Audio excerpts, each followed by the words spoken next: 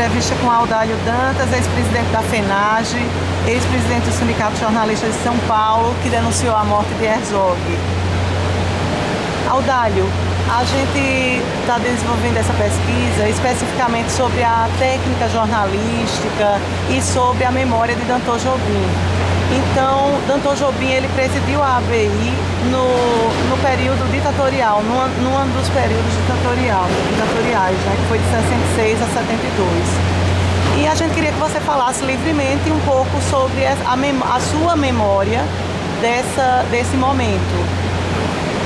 Bom, o Danton Jobim foi um dos nomes que se destacaram na Associação Brasileira de Imprensa, principalmente por ter precedido nesse período que foi da maior importância, que ali estivessem jornalistas preocupados com o exercício da profissão, com a liberdade de expressão, que no momento nós éramos impedidos de exercer essas liberdades.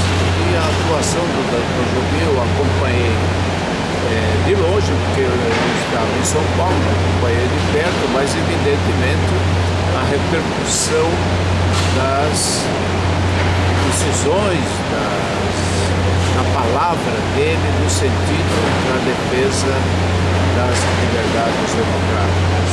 E a ABI tem uma história que é da maior importância nesse sentido. Ela é a primeira associação de jornalistas fundadas no Brasil em 1908, 100 anos depois da chegada da imprensa ao país. Então, o presidente da ABI, em outros tempos, infelizmente hoje não é isso, mas em outros tempos, o presidente da ABI era uma figura que falava não só pelos jornalistas, mas pela sociedade civil, no sentido da defesa dos seus interesses e defesa de interesses nacionais, principalmente, como foi o caso da campanha pelo petróleo e a resistência à ditadura militar.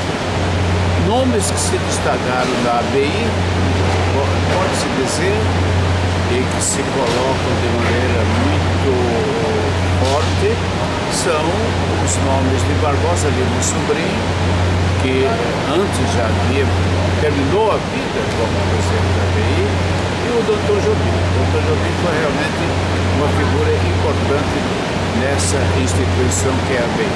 Ok.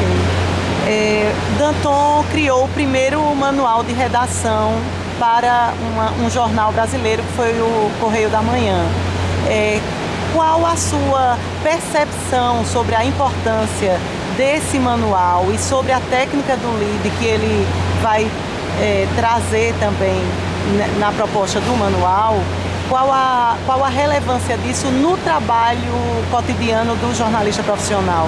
Eu não conheço o manual, mas o fato de ter sido o primeiro no Brasil já é relevante, porque isso faz parte, no meu entender, da organização de uma redação e as diretrizes que os profissionais devem seguir numa redação. Não que seja uma camisa de força. Há muitos manuais hoje que são verdadeiras camisas de força e defendem principalmente o ponto de vista do empresário e não coloca a questão do exercício do jornalismo como coisa fundamental em todos os sentidos. A questão de ética, a questão técnica do exercício, enfim. Eu acho que muitos manuais vieram depois desse, eu repito, eu não conheci, e há alguns que são realmente relevantes, principalmente aqueles que não partem do princípio de que o jornalista deva ser uma espécie de robô orientado para proceder desta ou daquela maneira. Você acredita que o tipo de linguagem que hoje circula nos ambientes virtuais, jornalísticos, vincula-se, de certo modo, a proposta estrutural que o próprio LIDE, a proposta de LIDE trouxe nos anos 50? Não, infelizmente não. Esse é um dos problemas gravíssimos do uso dessas novas tecnologias. Produz-se um verdadeiro caos da informação na internet, uma vez que qualquer pessoa, não tendo conhecimento, não dominando as técnicas da comunicação, se arvoram no direito de dizer o que querem. Isso circula por toda parte sem haver o mínimo de responsabilidade, porque o valor principal do jornalismo é a credibilidade, e essa credibilidade não pode existir quando uma pessoa simplesmente resolve atacar a outra, fazer denúncias vazias e coisas desse tipo, que também se faz no jornalismo tradicional. Mas no jornalismo tradicional, principalmente o impresso, há pelo menos aquela comprovação que pode propiciar o processo, a exigência do direito de resposta, que é garantido pela Constituição, etc. Enquanto a livre, vamos usar a liberdade entre aspas, a liberdade de expressão, nessa coisa infinita que é a internet, precisa ser melhor discutida. Quando se fala, e algumas pessoas entusiasticamente dizem que o novo jornalismo está, por exemplo, chamado no ninja, eu acho que isso é uma grande besteira.